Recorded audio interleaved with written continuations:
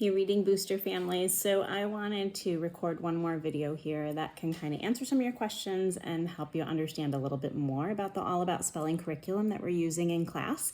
And I think some of these things you may want to refer back to later on in the school year, so I'm just going to post this up there and try to fly through a whole bunch of things, and hopefully this will be helpful to you as we get started this school year. So first off, I want to help you understand what this is going to look like at home. That's what we're going to talk about a bit right now. And first of all, the main thing that you want to make sure that you're doing is a lot of lessons, but short lessons. So as often as you can find the time, grab a few minutes and review what we've been talking about in class, the information in the email, and of course your cards that each of your students will have. And adding to those in the year ahead. So you want your lessons to be short, no more than 15 minutes at a time. Just really quick little, if you have 5 minutes while you're stirring the pasta for dinner, like just grab the cards out and review through them one time. We don't want to drill them. You want to just review. If they don't know something, you want to make sure that they repeat the correct answer back to you so that they know the correct answer, but we're not going to keep saying it again and again and again and again, so that, because just correcting it, having them hear the correct answer, saying that correct answer, and then move on to the next thing. And as time goes on, fewer and fewer items will be left to be reviewed and to still be learned, and gradually they'll settle into their brain as well. So I have seen this work multiple times with my own kids and with a lot of the other kids that I have taught over the last years. And so I would just encourage you to, sometimes we get so frustrated. One of my kids could not for the life of them remember the short sound of A, like the very first sound that we tried to learn, but eventually they did get it. And we would just keep every day asking, what sound does this make? What's that short sound? And eventually it did stick. So I want to show you what your card box should really look like so that it will make more sense to you. So you will have, and some of the dividers look a little bit different. The sets have come, some of them have different looking dividers, but they all will say the same thing and serve the same function. So in front we'll have our phonogram cards, and this is where the yellow cards go.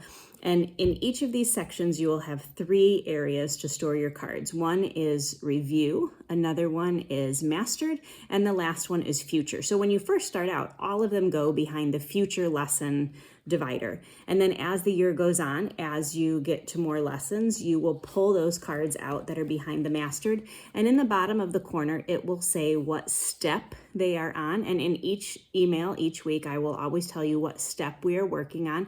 And so you can make sure that you've got all the right cards moved out of that future divider and into the active ones. So the review ones are the ones that every time that you pull out these cards, they're the ones that you're going to want to review. And here's what that will look like. You will take out the first card, and these phonogram cards, the yellow ones, we're just asking them to tell us the sound that the letter makes. So you would be like, okay, what sound does this letter make?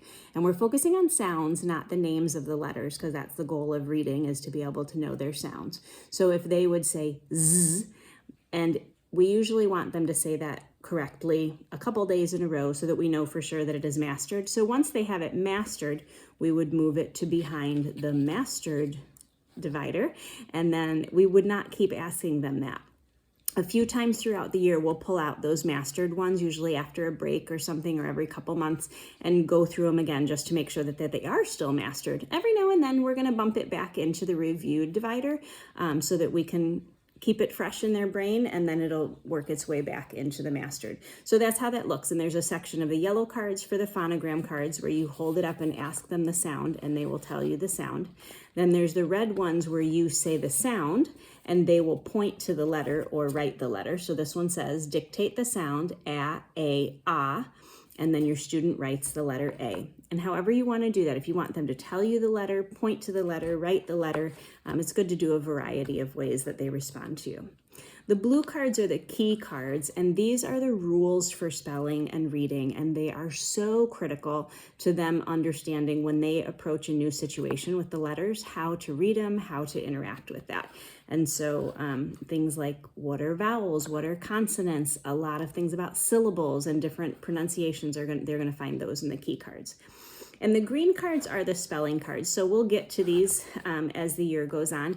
And you can use those how you like. Some of them use them the same way that they use the other cards, where you keep them in the future until it's that week, and then you move them into the review. And if they get them right, then you put them in the mastered, and you keep reviewing through them. In my mind, they are not as critical as the yellow, red, and blue, but we do still want kids to learn how to spell. It's important. So okay, so that is what the box looks like, and hopefully that is all a little clearer. Some of you, your cards will come already separated and in the divider. Some of you have a package where they're all in a sheet, and they're perforated, and you'll break them apart and put them into the box with the divider. So just, that is a key part of All About Spelling. Another thing, I just want to hit on some of the main philosophies behind All About Spelling. And one of the big things that I do as I teach this is we don't waste time studying what you already know. We do need to review now and then and make sure that we haven't forgotten it, but I like to find out what people know so that we can just fly through the stuff you've already got and then spend the time on things that we need to spend the time on. I also wanted to show how the colors of the letters are important. So this is the app that we use, the All About Spelling Letters app, and hopefully most or all of you have this on a tablet at home already. And you can see how the vowels are red and the consonants are blue. And these color themes are going to help the kids' brains to connect those differences and to understand the different distinctions in those letters and the way that we use them and the sounds that they make. All of that is important to helping them. So I just wanted to point that out.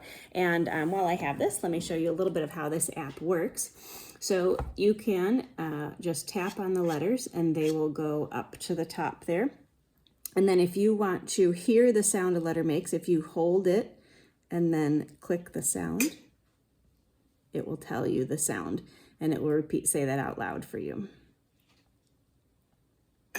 A. All right, so then you can be 100% sure that your child is hearing the correct pronunciation for each of those letters, or they could use this to quiz themselves or to review for themselves or whatever. If they have a letter that they want to take down, they can just put that one down. If they want to erase the whole board, they just take a letter and swipe it up, and it erases all of them. Over here, you can see where you can choose what level that you're at. And so you would put in, we're doing the All About Spelling.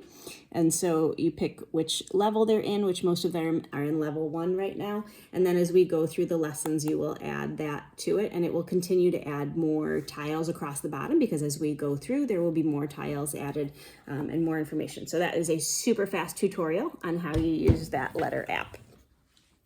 All right, a couple of other things. Handwriting is not important in this class, and so we use writing just because it's another tool, another method of cementing something in our brain. And so there are times where I have kids write things down, but I usually try to stick to a very minimum of that. Handwriting is not the goal of this course, and a lot of kids that struggle with reading also struggle with writing. Not all, some of them love to write, but I try to keep that away from being a main focus of what we're doing.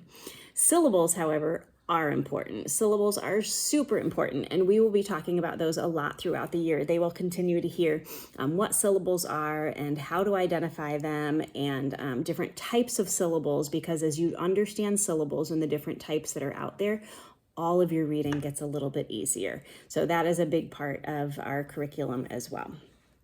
All right, two last super fast things. I think I've hit everything that I wanted to. But two last things I want to talk about. If you feel like your child needs something else, sometimes we go through all of these. Sometimes they just need to wait a little while and things do click. But sometimes we've waited and we have done everything that we thought we were supposed to do. And I wanted to just show you a couple little extra bonus things that sometimes help some kids. So first off, one of these is called the Brain Integration Therapy Manual, and this is from Diane Kraft. Maybe you have heard of her. And this is a book that is mine. I bought it used once upon a time. And I have seen some of these tips be helpful to kids. And so if you want to borrow that book and take a look at it, let me know. You are welcome to borrow it. The big thing that she focuses on is we have what's called a midline. Okay, so, and I'm not going to present this right. I am not a therapist by any stretch, but, and so there's something about trying to get the two sides of the brain to really talk to each other and work together. And reading involves all of the pieces of our brain. And so one thing that she does is she has kids do a figure 8 a lot. That's one activity that can get them going, because as for some reason, as we cross that midline, and especially if we are watching it and seeing that happen, that will help to get the brain firing a little more in unison and can work together and actually help them. So ideally, it's something that you want to do multiple times a day. For many weeks on end, and it's not just oh, let's get it working for these next couple minutes, but let's start a pattern in our brain of being able to communicate with both sides more effectively. So I know people that swear by that and say that has saved their child's reading abilities, and others that tried it for months and didn't really see any change. So if you want to give it a try, you never know if you'll be one of those ones that it really helps. Okay. Another thing is color overlays, and I will probably bring these to class at some point and see if kids would like to give them a try later on in the year. So I think I got these on Amazon, and they just came with a whole bunch of different colors. There's kind of an orangish, red, yellow, blue, green, pink, all kinds of different things. And what we do is we take this, and let me get a book to show you. So sometimes black on white print is hard for some eyes to see and for some brains to process, but putting another color over it, and some brains, especially like red, on the camera it doesn't quite show up the same, but you can see that it changes the appearance of that. And for some reason, that tricks the brain into being able to work and read a little bit better. And so that is, different kids seem to favor different colors in that. And so we'll usually play around with which colors seem to kind of give them an extra boost in their reading. It sometimes helps with their tracking and things like that. It seems to make the writing more clear for them as they look at it. Which is another thing that some people look into, getting vision therapy as if their kid is really still struggling with things. And I don't know a whole lot about that, but I do know people that have gone that route and had great success with that as well. So just wanted to share that to say that I have worked with a lot of different kids and worked with different families, and some of them have pursued different options. So I've heard people's journeys, and I don't have a lot of scientific, evidence, research stories that I can pass your way, but I do know people that have tried these things, and if you're interested in pursuing any of them, let me know. I can either connect you with people or resources to give you more information about them or to give them a try. So I know each of us just really wants the best for our kids and trying to figure out how to be what they need in that moment, and to help them get over whatever hurdle they're facing at that time. And I'm excited to be in this process with you and working with your child in the year ahead. So at any time, if there is anything that I can do for you, explain something a little better, help you find a resource to combat a battle that you're struggling through as it relates to reading or writing, I would be very happy to do that. So thank you so much for watching, and I hope this has been helpful.